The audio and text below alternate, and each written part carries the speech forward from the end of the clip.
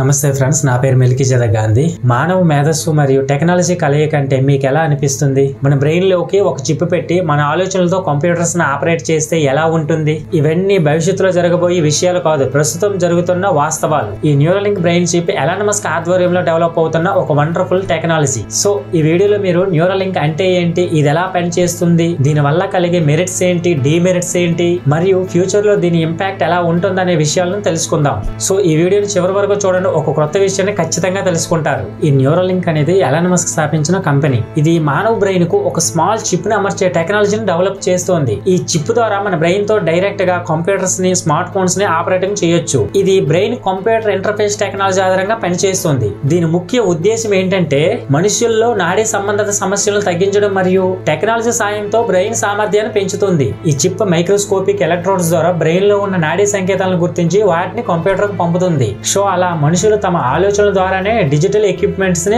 Operating చేయగలుగుతారు. ఈ brain chip surgical robot ద్వారా బ్రెయిన్ లో ఉన్న చిన్న నాడీ కణజాలలో అమర్చబడుతుంది. ఇది చాలా చిన్నదిగా, కాయిన్ సైజుగా ఉంటుంది. బ్రెయిన్ లోని నాడీ సంకేతాలను కలెక్ట్ చేసుకుని అవి ఎలా పనిచేస్తున్నాయో చెబుతుంది. ఈ సంకేతాలను ప్రత్యేకమైన సాఫ్ట్వేర్ ద్వారా కంప్యూటర్ భాషగా మార్చి మనం ఆలోచించేదాన్ని అర్థం చేసుకునేలా చేస్తుంది. అంటే ఒక వ్యక్తి కేవలం ఆలోచనల ద్వారానే మౌస్ కర్సర్ ను కదిలించగలడు. పారాలిసిస్, హ్యాండిక్యాప్ లాంటి వాళ్ళకి ఇది ఒక గొప్ప పరిష్కారం అవుతుంది. అయితే న్యూరలింక్ బ్రెయిన్ చిప్ వలన కొన్ని ఉపయోగాలు చూసినట్లయితే పార్కిన్సన్స్, అల్జీమర్స్ వంటి నాడీ వ్యాధులకు పరిష్కారం దొరుకుతుంది. కంప్యూటర్, స్మార్ట్ ఫోన్స్ లాంటి డిజిటల్ పరికరాలను మనిషి యొక్క బ్రెయిన్ ద్వారా ఆపరేటింగ్ చేస్తారు. రీసెర్చ్ స్కాలర్స్ మరియు స్టూడెంట్స్ లాంటి వాళ్ళకి లెర్నింగ్ సామర్థ్యాన్ని ఇంక్రీజ్ చేస్తుంది. చేతులు, కాళ్ళు పనిచేయని వారు కూడా కంప్యూటర్స్ ని, మొబైల్స్ ని ఆపరేటింగ్ చేయగలరు. సో ఈ టెక్నాలజీ ఫ్యూచర్ లో మన జీవితాలను పూర్తిగా మార్చేయగలదు. మనుషులు కంప్యూటర్స్ ని, డిజిటల్ పరికరాలను మనిషి యొక్క బ్రెయిన్ ద్వారానే ఆపరేటింగ్ చేయగలరు. ఇది బయో ఇంజనీరింగ్ రంగంలో విప్లవాత్మకమైన మార్పులు తీసుకుని రాబోతుంది. అంతేకాదు టెలిపతి ద్వారా వ్యక్తులు తమ ఆలోచనలను నేరుగా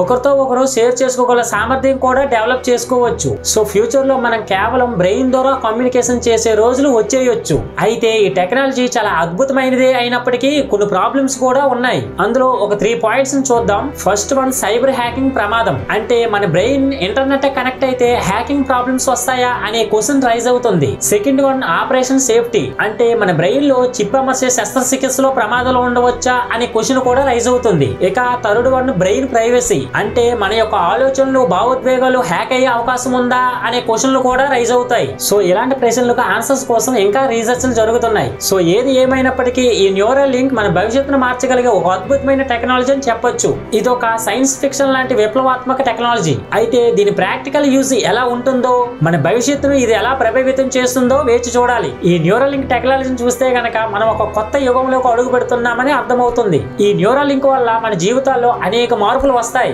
ఇది పేషెంట్స్ కి, టెక్నాలజీ లవర్స్ కి, ఫ్యూచర్ రీసెర్చ్లకు ఎంతో సహాయపడుతుంది. ఎలాన్ మస్క్ దీని ద్వారా మానవుని సామర్థ్యాన్ని మరింతగా పెంచాలని భావిస్తున్నాడు. సో మీరు ఈ న్యూరల్ లింక్ గురించి ఏమనుకుంటున్నారు? దీని మీద మీ ఒపీనియన్ ఏంటో కామెంట్ చేయండి. సో ఇలాంటి టెక్నాలజీ సంబంధించిన వీడియోస్ కోసం మా ఛానల్ సబ్స్క్రైబ్ చేయడం మర్చిపోకండి. సో ఇక్కడతో ఈ నా మాటలు ముగిస్తూ నెక్స్ట్ వీడియోలో మళ్ళీ కలుద్దాం. అందరికీ బాయ్.